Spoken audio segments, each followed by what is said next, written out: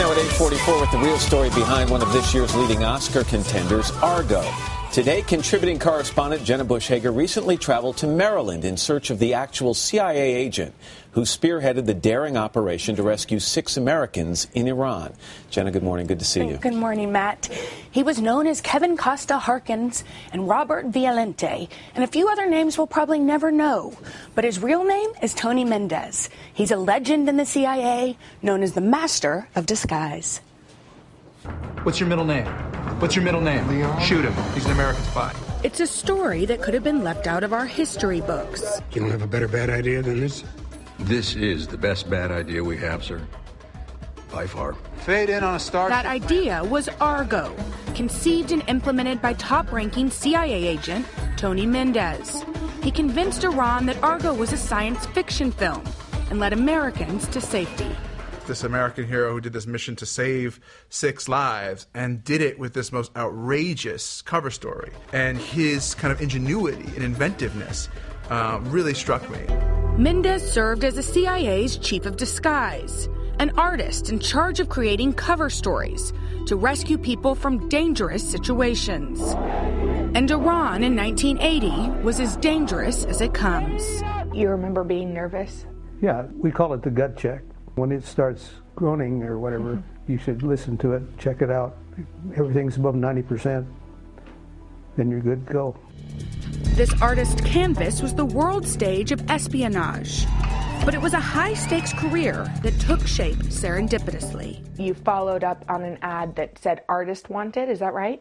Yeah, it was artists to work overseas with the U.S. Navy. So being an artist, I answered the ad. And I ended up in a motel room on the outskirts of Denver in an interview with this kind of shady guy who put a bottle of Jim Beam up on the table, said, "Son, this is not the Navy." And so that was the beginning. Mr. Ambassador. Ken. 3 decades later, the veil of secrecy is lifted. Mendez tells his story for the first time with a new book and film. You know, this year in Hollywood has been a big year for the CIA. Yes. Do you feel like they get the essence of what the CIA does right? Mostly movies about the CIA, they have the CIA guy, a deranged assassin. What we're hoping is we're going to start a new trend and make the CIA guys lovable. And I'm the first lovable spy. This retired spy now lives in the Blue Ridge Mountains of Maryland, trading the art of deception for a different kind of art. He now paints full-time. His wife, Jenna, is a photographer, a spy, too. I was at CIA for 27 years. I worked in the Office of Technical Service, where Tony worked. If you needed very special photography, cameras concealed in all kinds of things.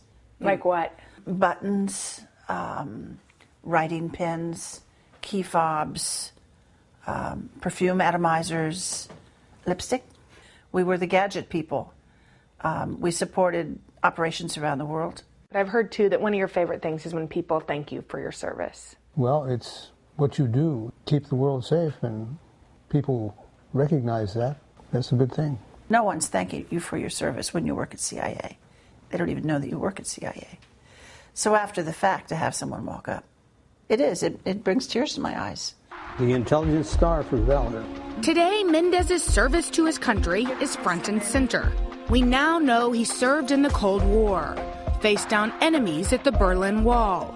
His story no longer secret. He never got credit for anything he did. Nobody ever knew about it. And one of the things I really want to do with this movie is hold him up and say, this is an American hero.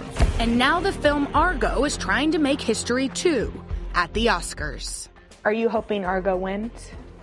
Are you kidding me? That's a yes. Yeah. So we'll have our fingers crossed.